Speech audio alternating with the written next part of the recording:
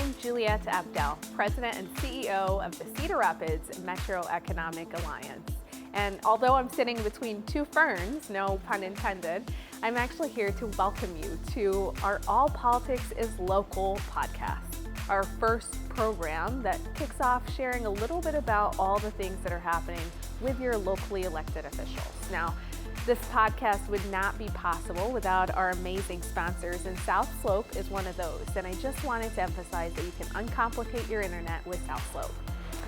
If you're not aware, the Cedar Rapids Metro Economic Alliance exists to connect our businesses to the community, to business, and to government. And we do that through a number of different verticals that we have internally: economic development, public policy and advocacy, programs and partnerships, and of course, workforce development. Ensure that we are driving economic growth for our region.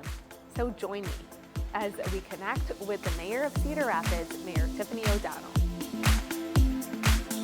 Well, hello. Hey, I'm so excited to have you. Thank you. You know, I've said this often.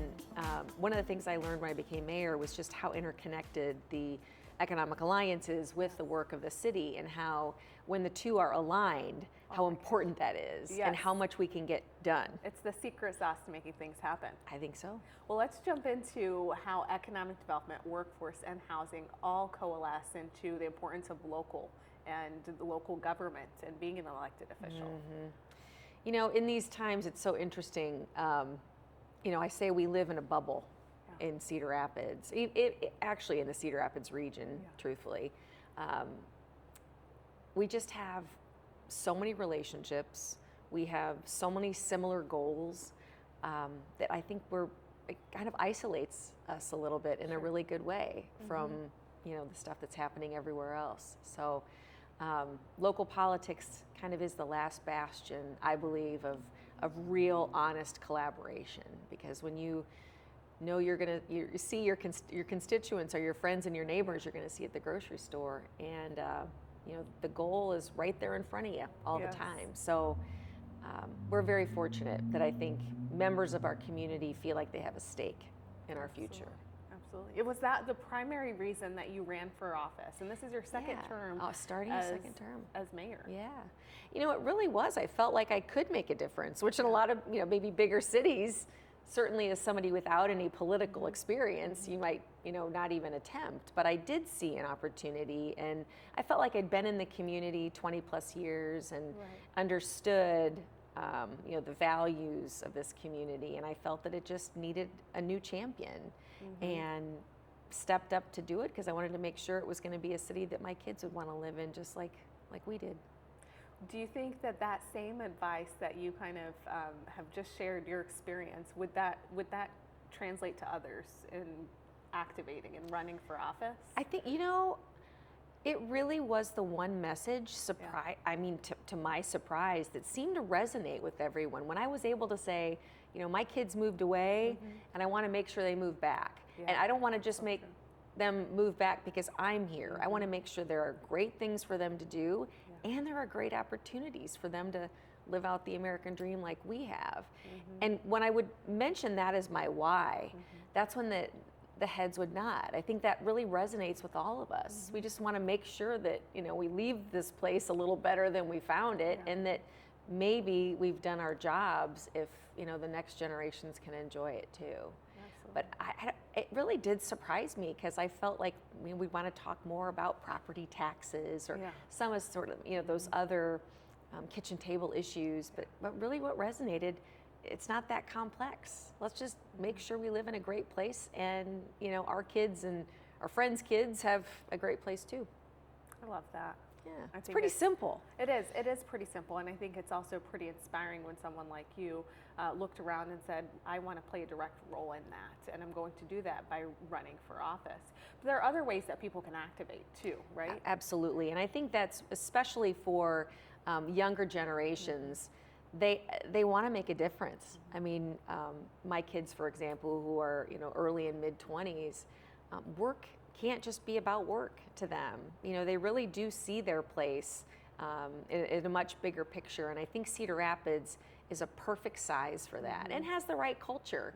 You don't have to be a sixth generation person to step onto a nonprofit board in Cedar Rapids. If you want to raise your hand, we're likely going to pick you because we are relatively small. I mean, second largest city in the state, but between 135, 140,000 people in Cedar Rapids, we need all hands on deck. We're a pretty pragmatic place. If you like the mission and you're ready to, roll your sleeves up, we need you. So you can come to Cedar Rapids and have real impact. For example, my husband and I spent a few years in Dallas before we moved back to Iowa. And I remember thinking I would never be able to get on in some of these organizations or associations because my family wasn't involved in it, or I wasn't a fifth generation person from Dallas. It's the opposite here. You can come to Cedar Rapids and make a difference in relatively short order, and we'll welcome you. Yeah, I think that's the Midwest advantage that we have, and even more so here in Cedar Rapids, where you can kind of wrap yourself around the exciting things that are building and happening here. Along those lines, there's a lot that's going on. There's a lot to be proud of here in Cedar Rapids, a lot that's on the horizon. And what are some of those things that you would want, residents or folks that may not know what's on the horizon to be aware of and to start kind of keeping an eye open for?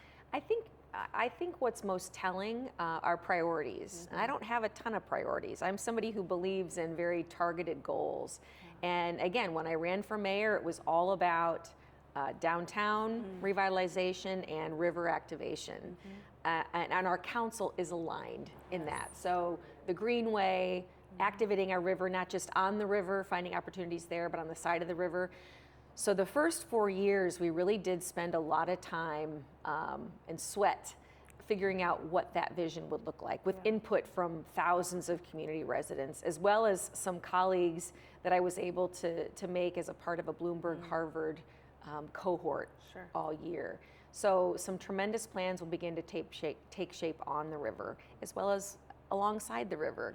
I call this the going vertical phase. Things like the roundhouse, new construction of an all-year facility that's not only for farmers markets like it was so long ago for generations for the immigrants when they first came here, but when the flood destroyed that original roundhouse, it was an opportunity for us to reimagine what the roundhouse looked like. So you'll see that along the river. The only pedestrian bridge over our Great Cedar River is under construction right now. Amenities like something called Dick's House of Sports, which is just kind of an indoor recreation facility, those types of things in terms of amenities. A retail study, identifying what do we need downtown. We can't just be amazing locally owned restaurants, which we are. We got to make sure that we have some shops for people as well as housing, which continues to explode. Totally. And then you can't talk about economic development without talking about the casino. This is a multi-million-dollar economic and entertainment project for us that's really bringing new life to a side of our river that because of the flood had fallen fairly dormant. And then you have to talk about the businesses that sustain this. One of the unique positions for me as mayor in this form of government is the mayor of economic development. So it makes my job a little bit different than the rest of the council, that you and I will work together and are working together on some economic development projects. Absolutely. Understanding that we need a great tax base.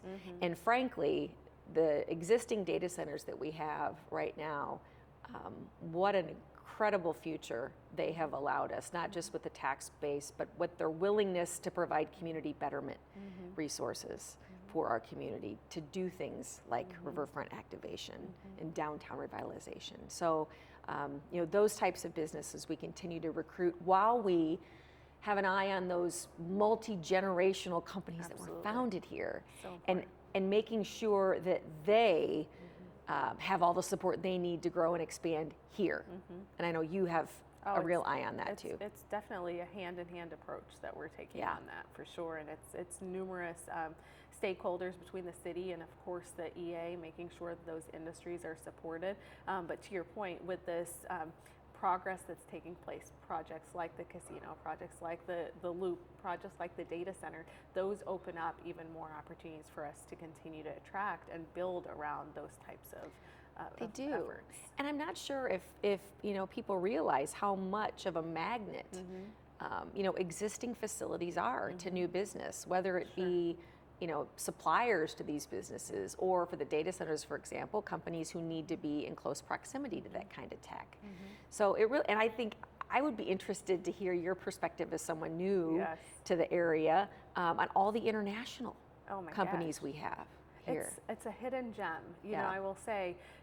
And you said this actually to me before I even had started. You said, welcome is our language. That was a big component of Cedar Rapids. I think anyone that flies through our airport hears that on the overhead, but they really don't fully realize that the backing behind that phrase and that quote. And to your point, we were built as a community on immigrants. We have such a strong population from our Czech. We have our surrounding communities that have German roots, and then we have a strong Lebanese base that's in the market. And then all of that coupled with at least 17 different international countries that have a direct presence here, It's wild. It's huge. It's surprising, isn't it? Absolutely. And they've been here for generations. I mean, these companies, I think it's impressive. Absolutely. People choose to be here and they choose to stay here and continue to invest, which is a powerful message. What do you think about this podcast being called All Politics is Local? What were your thoughts when we reached out and we said, hey, there's this new, and you are always so supportive, and you said, of course, I'm going to jump in and see what this is all about. I think it's fantastic, and it's true. Yeah. In our form of government too, our positions are nonpartisan. Sure. We don't run with a political party, even though we're all affiliated with political parties. I think it speaks to just the real special nature of our community, that we are of all political stripes on our council and leadership, and yet we all march toward the same goal. We're very aligned.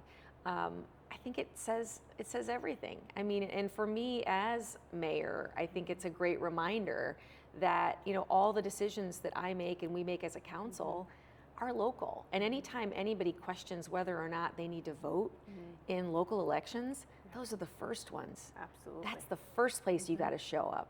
You got to show up for your local elections, because that really is hard. Things that affect your day-to-day, your streets, your public safety, your education, your school boards. Sure. I mean, this affects your day-to-day. And so, I think it's a great reminder to me and to the others who are fortunate to be in these elected positions that it is the truth.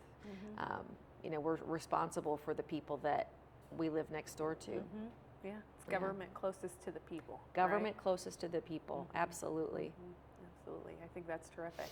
So, there are a lot of larger scale efforts that we just highlighted, and on a consistent basis, the council meets and convenes, and sometimes people can choose to attend. They can watch it streamed on your Facebook, YouTube, all those different. What could be on the horizon, or maybe what's something that might be, if I were to say, what are some nuggets of things that have recently happened in a city council meeting that people should be aware of, or something that could be brewing up that they should keep in mind going forward? Not as a direct, let's verbatim tell them, but it could be beneficial just so that they're aware of. It may not all be shiny, right? Like these meetings are not, when they go to it, it's not going to be you're hearing about this project that's immediately breaking ground, but it's kind of laying the work for those things to happen. Yeah, I mean, these council meetings aren't work sessions. A lot of the work has to be done as council members ahead of time, and we really lean on city staff to prepare us. I think what's probably, most top of mind, and it's something that I talk about probably once a day or more, are data centers. And not just the existing data centers we have, but the arrival of potentially more. And, does our city have the capacity for more? We know that a lot of these facilities use significant resources, although in a manufacturing city like ours, a data center uses about a third of the water of our largest user. But we consume a lot of water, and so as a city, we have just taken new steps to hire an outside firm to make sure that we understand what our capacity is, that we take water from aquifers and the Cedar River, and while we can sustain that now, what does that look like for potential companies coming in? So we're taking steps to make sure that we're growing smart. Sure. We lean a lot on our private partner, Alliant Energy, who's in charge of the power, but thrilled that Duane Arnold Nuclear Power Plant's coming back online as NextEra Nuclear. So I think if the public seems to be most in tune to the arrival of data centers. And I think what I'd like to stress is that the city understands and sees that and is doing everything we can to make sure that we are good stewards of what we have here, and that again, those generations that come past us are going to have just as great of a city or even better than we have. That's great.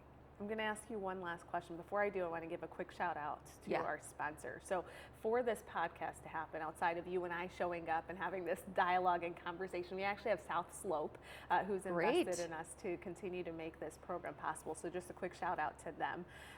My final question to you is for people that may not know you outside of being mayor. Yes, you spend countless hours doing this, and it's a heck of a lot more than, you know, a part-time role or just a few hours at the dais that takes place.